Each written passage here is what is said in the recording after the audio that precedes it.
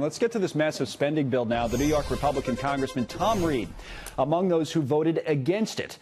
He joins us now. Quite a day, Congressman. We're looking at the president who was thinking, he said, about a veto, but he signed it.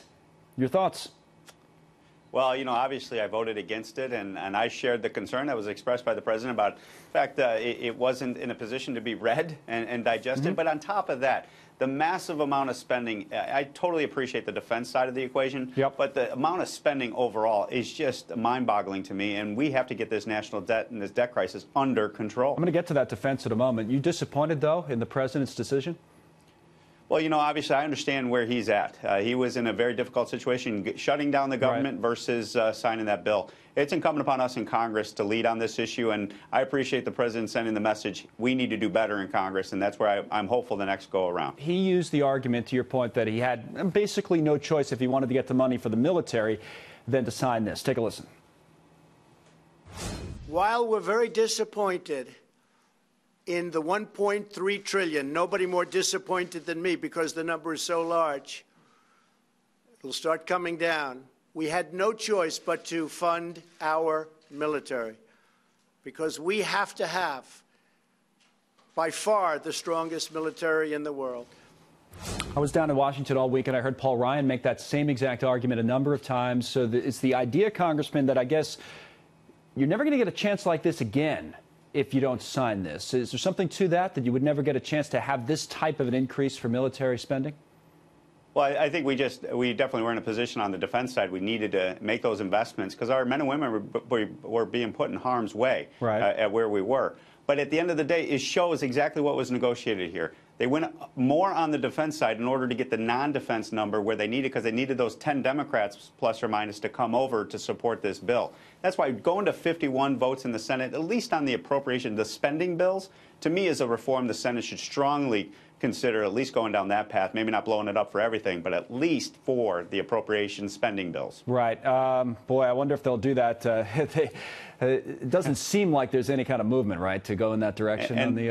No, it doesn't. Yeah. It's been very clear to us that they don't want to change that threshold. The Senate wants to continue that archaic rule, but that's up to the Senate to decide. All I can do is vote my conscience, which was a no. This debt crisis is upon us. We need to get this spending under control, and if we don't, our children and grandchildren are going to be saddled with such debt, and this country is threatened by this debt crisis today, One not quick tomorrow. Political it's going question, off as we speak.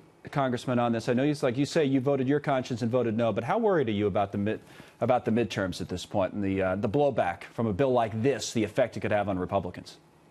You know, I think if we just continue as individual members to go out and work hard and put our voice and our positions out there, we're going to be fine on the Republican side. We have tax reform. We're seeing the benefits in the economy.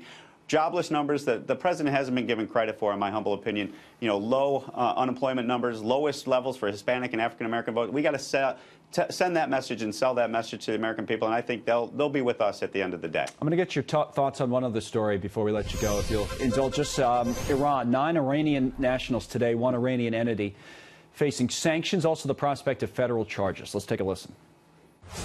Federal grand jury in the Southern District of New York indicted 9 Iranians for conspiring to hack into computers and to defraud American and foreign universities, businesses, and government agencies. This indictment alleges that the defendants worked on behalf of the Iranian government, specifically the Islamic Revolutionary Guard Corps.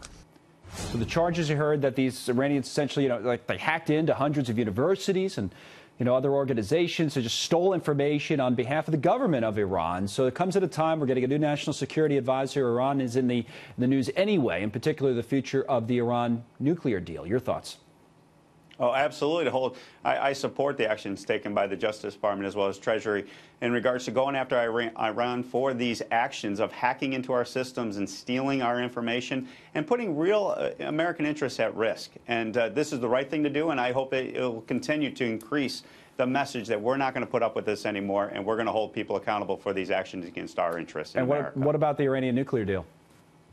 You know, I think with the new with John Bolton coming into the administration, I think what you're going to see is what we all advocated for when we strongly opposed that agreement. We need to hold Iran accountable. We can't buy peace through appeasement. We need to send the message we want peace through strength, and that's what you're going to get out of the new administration direction, I think, coming down the pipeline. You think they'll rip it up? I think, yeah, absolutely. I think at a minimum, it will hold them accountable to each and every corner of that agreement, if not destroy it and move forward and hold Iran accountable for its actions on nuclearization. All right, Congressman, good to see you tonight. Thank you very much for coming on. We appreciate all the time.